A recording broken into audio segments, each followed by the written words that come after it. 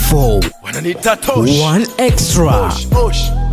Kichwa moshi hazimtoshi. Inawezekana tukasema ndoa ya Juksi na Priscilla bado haijafungwa.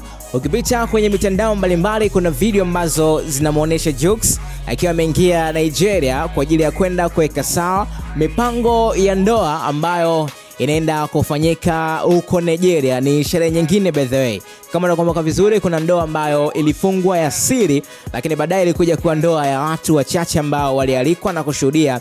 Ilifungwa nyumbani kwa Jux Tanzania, lakini haikuwa ndoa ya hadhi ya Juksi na hadhi ya familia ya Priscilla. Unafahamu Priscilla pia ni mtu mkubwa kule Nigeria, ni mwigizaji na familia yake pia ni waigizaji kama alivyokuwa kina Ndaro hapa Bongo, Steve Mweusi na waigizaji wengine wa mitandaoni. So Jux yupo Nigeria sasa hivi kwa ajili ya kwenda kuweka sawa mipango ya ndoa, na kwa tetesi ambazo au story ambazo zilizungumziwa, ndoa zitafanyika 3. Ndoa ya kwanza imefanyika Tanzania, ndoa ya utamaduni wa Tanzania, lakini kuna ndoa ambayo itafanyika Nigeria, and hopefully hiyo ndoa ndo ambayo Jux ameenda kuweka mipango yake, na kuna ndoa ambayo itakuja kufanyika Tanzania tena, itakuwa ndoa kubwa, sherehe kubwa. Unafahamu Jux ana watu wengi ambao wanatamani kuhudhuria sherehe yake, na niliona pia malalamiko ya watu wengine wakisema kwa nini Jux hakuwaalika watu kwenye sherehe na kwa nini alifanya ndoa ya kawaida. So ukipita kwenye hizo video utaona Jux amepokelewa na familia ya Priscilla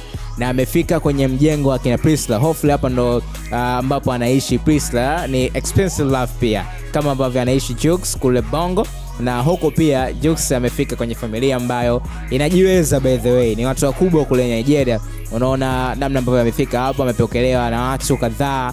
Nyumba ya kina Priscilla si haba pia, unaona maisha fulani hivi expensive kabisa. So ni video ambazo zinaendelea huko kusambaa kwenye mitandao ya kijamii, huko watu mbalimbali wakiweka mitazamo yao pia. Wewe pia unaweza kuniandikia mtazamo wako hapo ni upi kuhusiana na hizo ndoa ambazo zinafungwa. Wengine nimeona wakilalamika wasema ndoa zinafungwa mwaka mzima, kwa sababu ndoa ya kwanza imefungwa kabla ya Ramadhani kama sikosei, au sio? Weka mtazamo wako hapo na nikukumbushe tu kusubscribe na turn on alama notification na kwanza kupata habari ambazo zinawekwa hapa. Info wananiita Tosh, One Extra.